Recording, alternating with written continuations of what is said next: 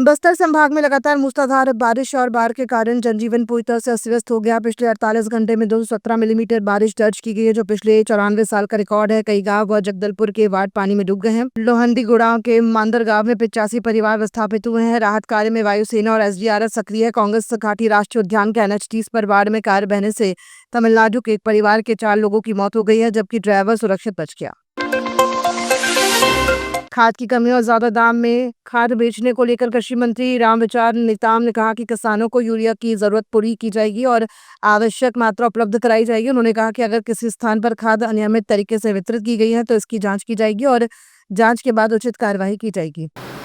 मेरे ख्याल से आजकल भर में कई जगहों में रैक पहुंचने वाला है और जो कमियां हैं, खास करके इस समय हमारे किसान भाइयों को यूरिया की ज़रूरत पड़ती है, तो यूरिया भी उपलब्ध हो जाएगा।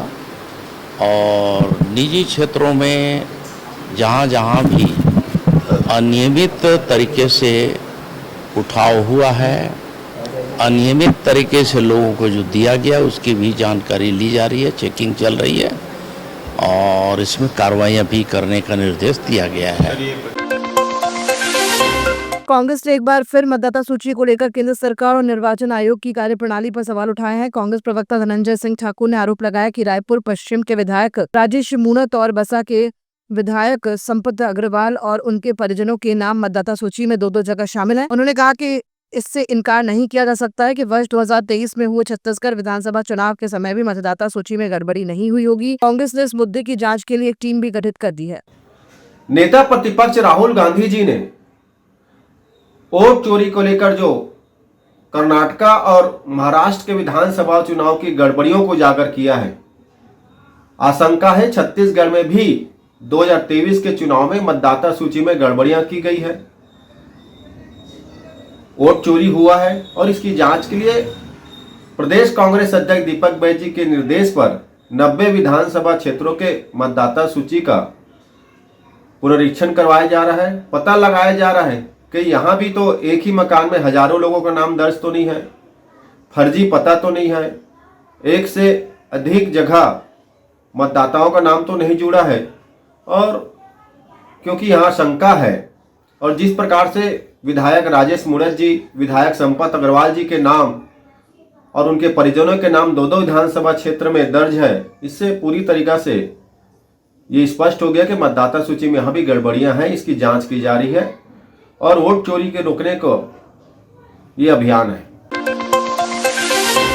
गरियाबंद जिले में वन विभाग ने गरियाबंद उड़ीसा बॉर्डर पर 10 लाख रुपए से अधिक मूल्य की सागौन लकड़ी और फर्नीचर जब्त किया। कार्रवाई में 2 तस्कर गिरफ्तार हुए, जबकि 4 फरार हैं। 40 सदस्यीय टीम ने सोनपुर गांव में दबिश देकर करीब 10 घन मीटर लकड़ी जब्त की और बॉर्डर नाका पर एक पिकअप वाहन पकड़ा। अधिकारियों का कहना है कि ये कार्रवाई सीमावर्ती जंगलों में तस्करी रोकने के लिए महत्वपूर्ण है।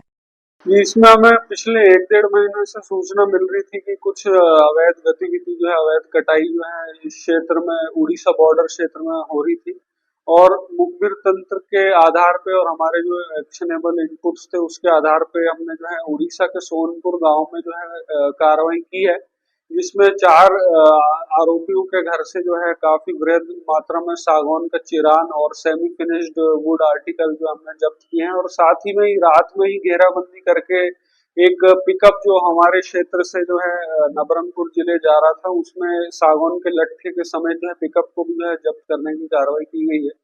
इसमें अभी तक जो है 2 आरोपी हमारे पकड़ में आ चुके हैं और 4 आरोपी फरार है, जिनकी पतासाजी की जा रही है।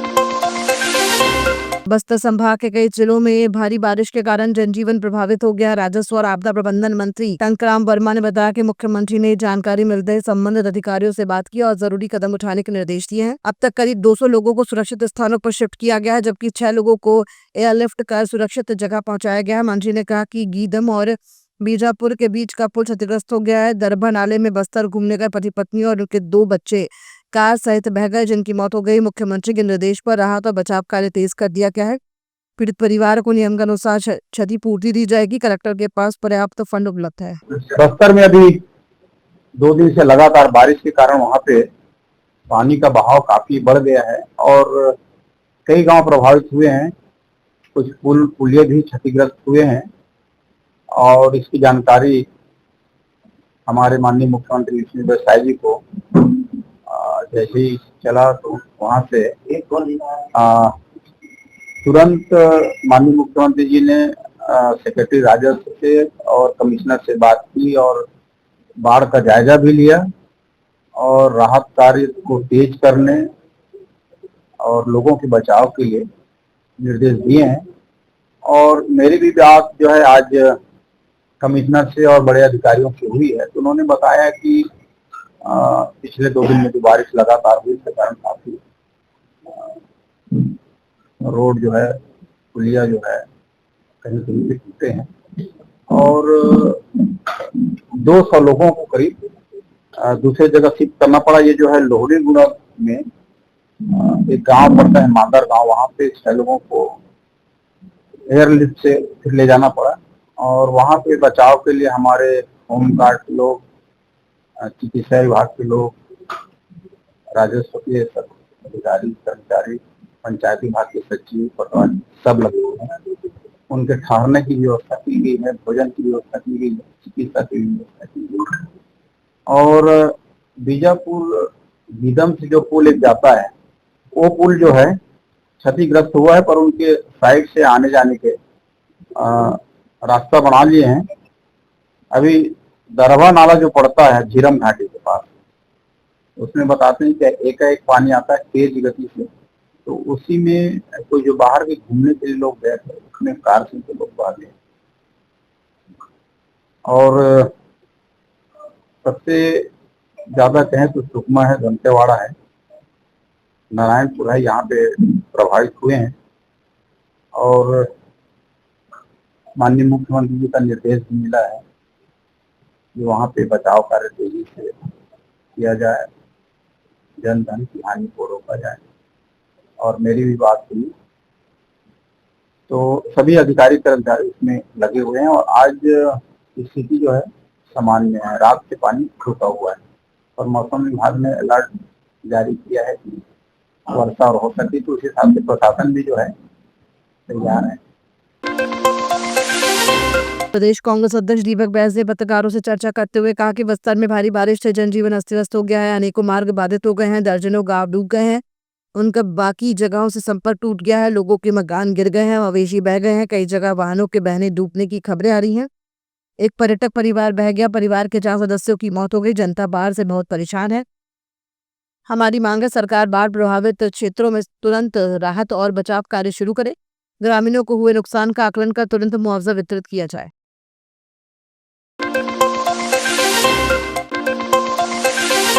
प्रदेश कांग्रेस अध्यक्ष दीपक बैज ने मुख्यमंत्री पर निशाना साधते हुए कहा कि मुख्यमंत्री विदेश दौरे पर निवेश लाने का दावा कर जापान और दक्षिण कोरिया गए हैं, जबकि प्रदेश में भाजपा की सरकार बनने के बाद 4288 कंपनियां बंद हो चुकी हैं। दीपक बैज ने कहा कि महंगी बिजली और उद्योग विरोधी नीतियों के कारण राज्य के उद्योग दम तोड़ रहे हैं। पूर्व में संचालित स्पंज आयरन रोलिंग मिले, राइस मिल और सहकारी शक्कर कारखाने सरकार की उपेक्षा और नीतियों के कारण बंद हो गए हैं। उन्होंने सवाल उठाया कि ऐसे हालात में राज्य में बाहर से निवेश कैसे आएगा और सरकार ये स्पष्ट करे कि इतनी बड़ी संख्या में कंपनियां क्यों बंद थी। मुख्यमंत्री जी निवेश लाने विदेश दौरे पर है और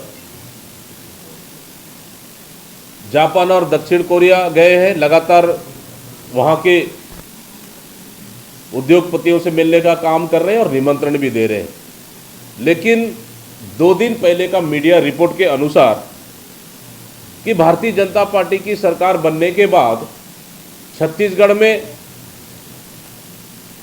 4288 कंपनियां बंद हो चुकी हैं। महंगी बिजली, खराब उद्योग नीति, विरोधी उद्योग नीति और राज्य में दम तोड़ रही है। साथ ही जिस तरह से स्पंज आयरन, रोलिंग मिले, राइस मिल और सहकारी शक्कर कारखाने सरकार की उपेक्षा की शिकार हो चुके हैं और उद्योग विरोधी नीतियों की वजह से आज कहीं न कहीं 4288 कंपनियां बंद हो चुकी है, सरकार को बताना चाहिए कि आखिर इतनी कंपनियां क्यों बंद हुई, बंद होने के क्या कारण है। तो सरकार को पहले यह स्पष्ट करना चाहिए। और माननीय मुख्यमंत्री जी जापान और दक्षिण कोरिया के दौरे पर जिस तरह से लगातार 8 दिन से ऊपर हो गए, एनएचएम के लगभग 16,000 से अधिक कर्मचारियां हड़ताल पर है और सरकार उन्हें बर्खास्त करने की धमकियां दे रही है। लेकिन जब विधानसभा चुनाव के वक्त मोदी गारंटी के नाम से भारतीय जनता पार्टी ने झूठे वादे किए, उस समय याद नहीं आया क्या। और आज सरकार, केंद्र सरकार की मामला है ऐसा कहकर सिर्फ टालने का काम कर रही है, उस समय उन्हें याद नहीं आया क्या। क्या ये मामला किनका है। और अब तो डबल इंजन की सरकार है, तो उन्हें उनकी मांगों को पूरा करना चाहिए। लेकिन उनकी मांगों को पूरी करने न कर बल्कि उन्हें डराने और धमकाने का प्रयास किया जा रहा है, बर्खास्त करने का धमकी दिया जा रहा है। मैं समझता हूँ उचित नहीं है। सरकार को बातचीत कर एक रास्ता निकालना चाहिए और हड़ताली कर्मचारियों के हड़ताल को समाप्त कर देना चाहिए। इसलिए क्योंकि प्रदेश में स्वास्थ्य विभाग पूरी तरह से चरमरा चुकी है और जिस तरह से प्रदेश के अन्य हिस्सों में बारिश का हालात है, मैं समझता हूँ आने वाला समय में बीमारियों का प्रकोप बढ़ सकता है। देश भर में वोट चोरी को लेकर सियासत जारी है। छत्तीसगढ़ में कांग्रेस ने वोट चोरी का आरोप लगाते हुए जिला अधीक्षकों को मतदाता सूची का परीक्षण करने और सभी विधानसभाओं में वोटर लिस्ट की रिपोर्ट पीसीसी में जमा करने के निर्देश दिए हैं। इसके बाद सियासी बयानबाजी की भी तेज हो गई है। उप मुख्यमंत्री अरुण साव ने कांग्रेस को बैलेट पेपर की पेटी चोरी करने वाली पार्टी कहा और कहा कि पेटी चोरी करने वाले नेता वोट चोरी की बात कर रहे हैं। उन्होंने इसे लोकतंत्र का अपमान और दुर्भाग्य बताया। वास्तव में ये कांग्रेस के मति भ्रम की स्थिति है। वोट चोरी की बात कहना ये लोकतंत्र का अपमान है, जनता का अपमान है, जनादेश का अपमान है, संविधान का अपमान है। वो जमाना जब ये लोग वोट चोरी करा करते थे, बूथ कैप्चरिंग होती थी, पेटी लूट कर ले जाने वाले ये पार्टी के लोग आज इस प्रकार के आरोप लगा रहे हैं, ये बहुत दुर्भाग्यजनक है। ये अपनी कमजोरी, अपनी विफलता को जनता पर फोड़ने की कोशिश कर रहे हैं। वोट चोरी का आरोप लगाना ये जनादेश का, जनता का अपमान है जो बार बार कांग्रेस पार्टी कर रही है। वास्तविकता ये है कि जनता कांग्रेस पार्टी से दूर जा चुकी है।